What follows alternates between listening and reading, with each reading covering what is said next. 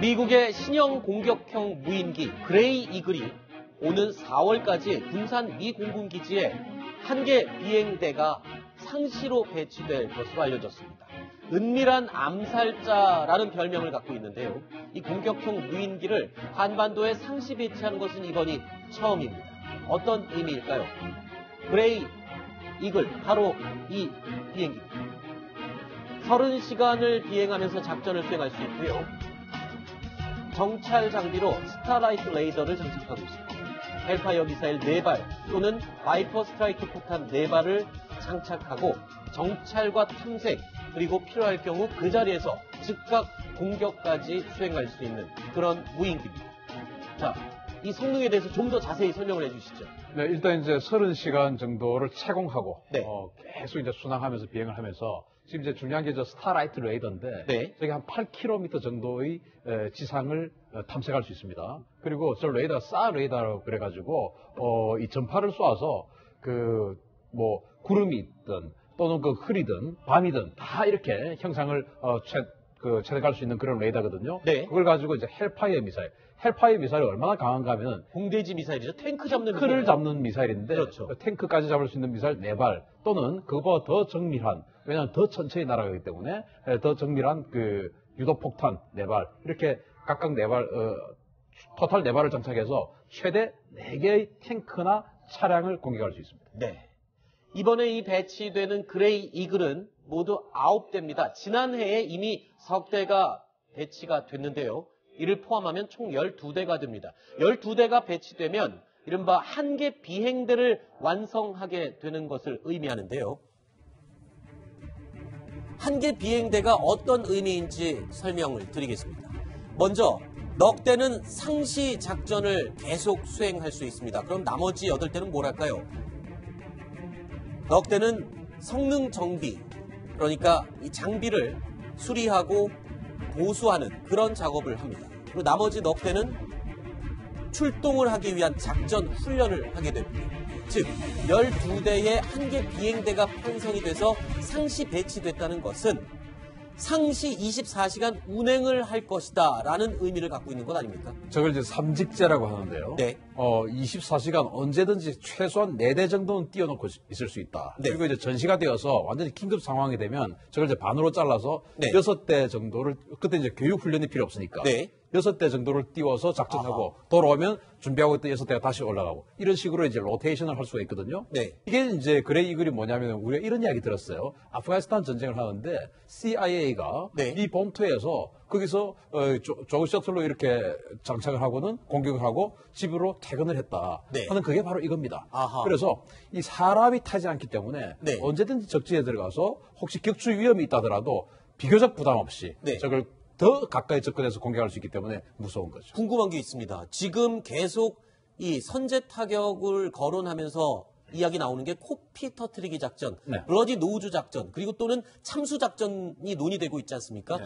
거기에 혹시 투입이 되는 무기인가요? 어떻습니까? 저는 아니라고 봅니다. 아, 그래요? 왜냐하면 방금 이제 보셨듯이 굉장히 덩치가 커요. 한 8m 정도 되거든요. 네. 그러니까 저거 레이더에 보입니다. 스텔스 기능은 형상이 없나요? 아니죠. 아하. 그러니까 저거 형상이 보이면서 천천히 나릅니다. 날개가 뒤로 전투기처럼 뒤로 이렇게 뒤로 가 있는 것은 빨리 날지만 이렇게 글라이더처럼 옆으로 가 있는 건 다 모든 비행체들이 다 천천히 날거든요. 네. 큰 데다가 천천히 날면 저거 레이더에 당연히 보이죠. 그렇죠. 그러면 개전 초기에 코피 작전 같은 기습 공격에 쓸 수가 없어요. 그럼 언제 쓰는 겁니까? 그래서 이거는 전면전이 끝나고 아까 제가 CIA가 아프가니스탄 공격할 때라고 이야기했지 않습니까? 네. 아프가니스탄 전쟁 카불 점령까지는 불과 몇 달 만에 끝나버렸어요. 그 이후에 안정화 작전, 즉 잔당 소탕하는 그 작전을 10년을 했지 않습니까? 네. 그렇듯이 뒤에 안정화 작전할 때 모든 제공권을 다 가지고 있고 적의 방공 무기가 전혀 없는 곳을 들어가서 찾아서 공격하는. 그러니까 지금 미군이 군산기지에 이 그레이 이글을 배치해서 상시 운영한다는 것은 이미 북한을 완전히 제압한 이후의 상황도 고려하고 있다라는 의미가 되겠군요. 그래서 이제 우리가 지금 코피 작전만 이야기하는데 네. 북한이 반응에 따라서 미국의 작전이 코피 작전이 아니라 전면전까지도 가겠다. 네. 전면전 이후까지도 염두에 두겠다. 네. 하는 그런 어떤 물론 그것을 염두에 두고 한 건 아니지만 네. 그런 포석을 깔아둔 것이다. 이렇게 봐야 되겠습니다. 알겠습니다. 네, 일단 스텔스 기능이 없기 때문에 제공권을 완전히 장악을 한 다음에 쓸 수도 있지만은 네. 저공병하면 레이더를 피할 수가 있거든요. 아하. 그래서 아마 참수 작전을 미국이 결심만 한다 그러면 네. 앞으로 이제 쓸 수가 있고 네. 그래서 앞으로 김정은이 지난번에 그 열병식 했지 않습니까? 이렇게 마음 놓고 대중 앞에서 나서기 굉장히 힘들어진다. 네. 4.15 행사든가 아니면 이번에 정권 창건 그 70주 행사 때 대중 앞에 나오기 굉장히 힘들 겁니다. 알겠습니다.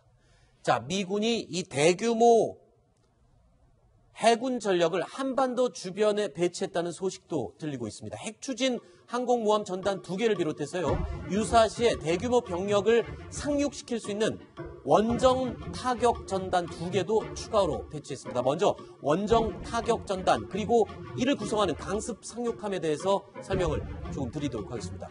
자, 원래 강습 상륙함은 소형 항공모함이라는 이야기도 있습니다. 왜냐하면 그 정도로 항공모함의 전력을 싣고 다니기 때문인데요.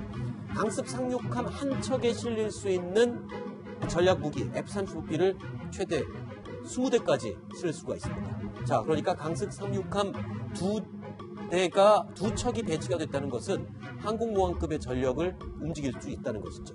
하지만 강습 상륙함의 주 목적은 병력들의 상륙 작전입니다.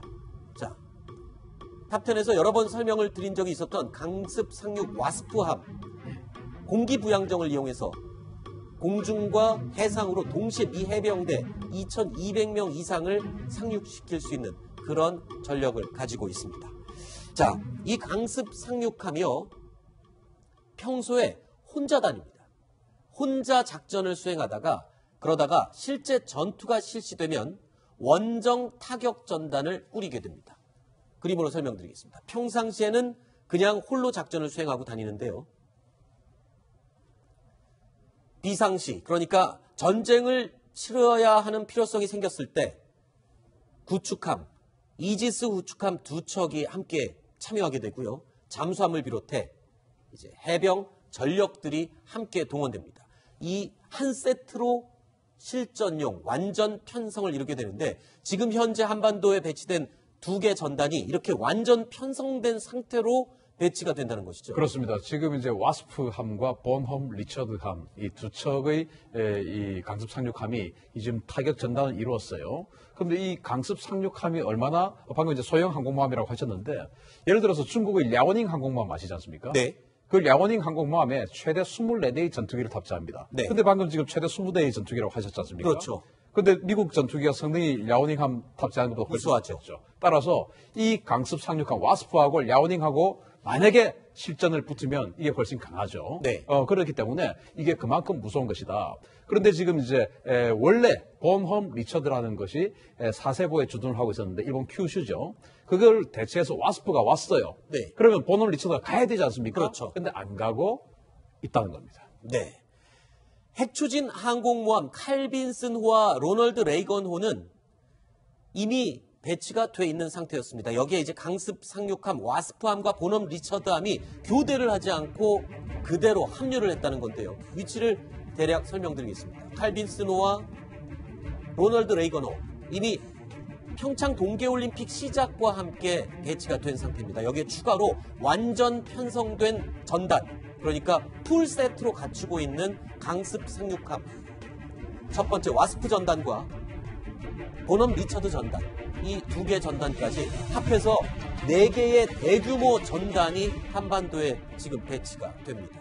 자, 그런데요, 특이한 점은 이렇게 어마어마한 규모의 4개 전단이 한 개 작전 지역에 배치되는 건 이라크 전쟁 이후에 처음 있는 일이라고. 처음입니다. 이라크 전쟁 2003년도에 이제 개전을 했는데, 네. 그때 이라크를 일시에 마비시키기 위해서 많은 전력들이 동원됐어요. 그 이후에 이 정도 전력이 동원된 건 처음입니다. 왜냐하면은 항공모함 2척도 사실은 이례적인 것이지만, 이 강습 상륙 전단 2개가 동시에 왔다고 한 것은 대규모 상륙 작전을 준비하는 것이거든요. 네. 이라크전 이후에 미국이 대규모 상륙 작전을 할 일이 없었습니다. 그렇기 때문에 이 강습 상륙 전단 2개가 동시에 왔다는 것은 미국이 코피 작전의 지상전까지도 염두에 두고 있다라는 반증된. 거기에 한 가지 더, 그레이 이글까지 상시 배치한다는 것은 작전, 전쟁이 모두 끝난 이후에 마무리까지 지금 구상하고 있다. 그렇습니다. 이렇게 해석이 여기 추가로 지난번 우리가 그 아메리카 전단 설명을 해드린 적 있지 않습니까? 네네네. 그 강습 상륙 전단이에요. 네. 근데 아메리카 전단이 지금 어디 있는지 아무도 모릅니다. 아, 그것도 그때 이제 무슨 의미입니까? 그때 이쪽으로 온다라고 제가 설명을 드렸지 않습니까? 그렇죠. 근데 그 이후에 행방이 묘연해졌습니다. 네. 그래서 그게 지금 이 근처에 있는지 아니면 미 본토로 돌아갔는지 아무도 모른다는 겁니다. 알겠습니다. 자, 한반도 주변에 다시 배치되고 몰려들고 있는 미군의 전략 자산들. 글쎄요. 어떤 의미가 있는지 조금 더 지켜봐야 될 부분입니다.